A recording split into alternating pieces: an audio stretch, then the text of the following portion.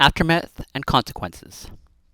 The Iberian Peninsula was the westernmost tip of the Umayyad Caliphate of Damascus and was under the rule of the governor of Ifriqiya.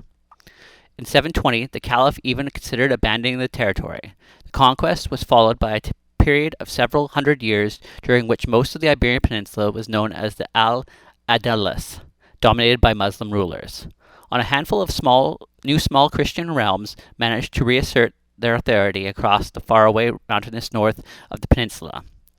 In 756, Abd al-Rahman I, a survivor of the recently overthrown Umayyad dynasty, landed in Al-Andalus and seized power in Cordoba and Seville, and proclaimed himself Emir or Malik, removing any mentions of the Abbasid caliphs from the Friday prayers.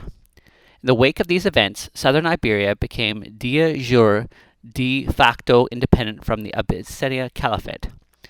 Although this is not accepted outside the Al-Andalus and those North African territories which it was affiliated, Abd al-Rahman, and especially his successors, considered that they were legitimate continuation of the Umayyad Caliphate, i.e., that their rule was more legitimate than that of Abbasids.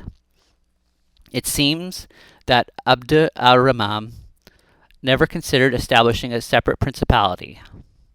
During the unification of Al-Andalus in the reign of Abd al-Rahman, before his death in 788, Al-Andalus underwent centralization and slow but steady homogenization. The autonomous status of many towns and the regions negotiated in the first years of the conquest were reversed in 778, in some cases much earlier. The Hispanic Church, based in Toledo, whose status remained largely undiminished under the new rulers, fell out of the Roman Church during the adoption anniversary.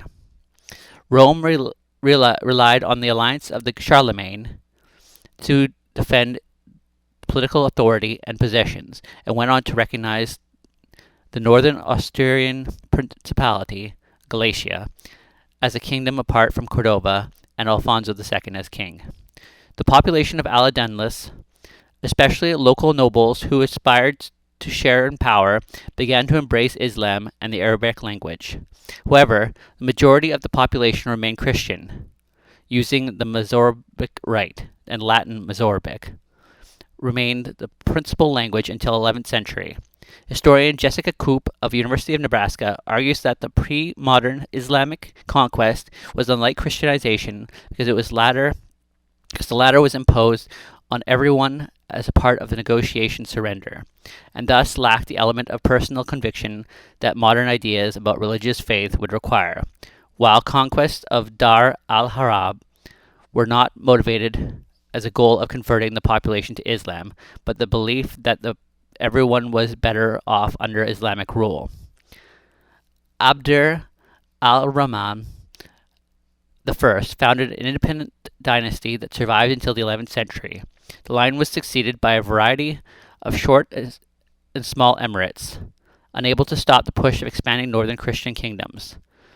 The Almoravids and the Almohads occupied Al-Andalus next, and the Marinids in 1269, and that could not prevent the fragmentation of the Muslim-ruled territory. The last Muslim emirate, Granada, was defeated by the armies of Castile and Aragon under the Isabella and Ferdinand in 1492. The last wave of expulsions of Spaniards of Muslims descent took place in 1614.